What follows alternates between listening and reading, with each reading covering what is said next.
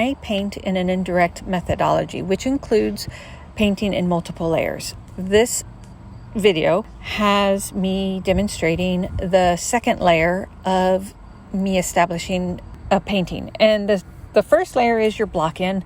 You put down your basic colors. And then on the second layer, I'm finalizing and improving the details. And in this close-up right here, I am showing you, I figured you'd want to see the individual brush strokes. And like you'll notice that I'm painting wet and wet. So every time I lay down a brush stroke, that the brush slowly gets a little bit more dirty, and then the color mixtures become just a little bit less pure. And then you'll see like I've laid down a wet layer over the previous dried layer, and then I work in adding details. So for example, like right here,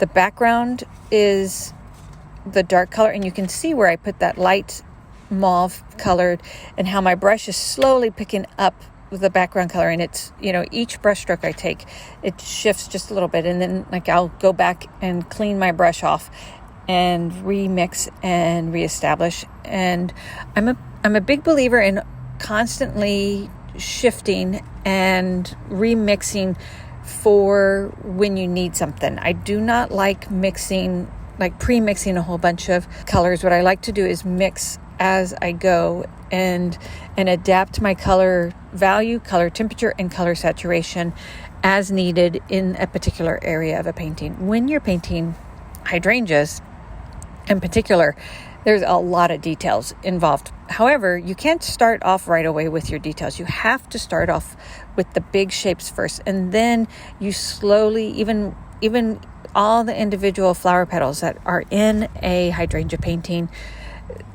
you start even with the bigger shapes, and then you go through and you start to fine tune and finalize and add the smaller details. I'm working now with the leaves and the blue and white antique patterning of the ginger jar. And also, again, I'm painting wet and wet. I have an established porcelain shape to it, but then I'm mixing just my blue. And one thing I want to point out is that you don't always need a tiny brush to do detail. What is I find more important is that you have a brush that is versatile and in good shape. So not a brush that's really old and worn out and raggedy. So I tend to like using filberts because you can get a fat brush stroke, and then if you draw it along the edge, you can get a very fine brush stroke. And it's a very versatile brush to have. And you'll notice in this blue pattern is that sometimes the paint goes down thinly and softly, and then sometimes I'll lay down with a little bit more deeper color, and that is because I'm altering the pressure of my brush strokes.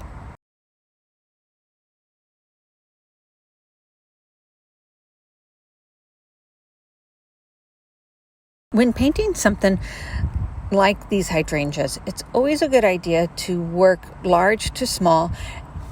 And when you notice that your attention is starting to wander while you're painting, it's a good idea to then take a break. One of the things about painting hydrangeas is as something with as much complexity as a hydrangea is you want to make sure that your mind is fresh, because the more you make decisions, the more challenge you get tired after a while. But at the same time, it's totally worth all the effort. And yeah, I just want to encourage you to always try and to paint something that you love. And if you love it, you'll figure out a way to make it work out. And yeah, and happy painting.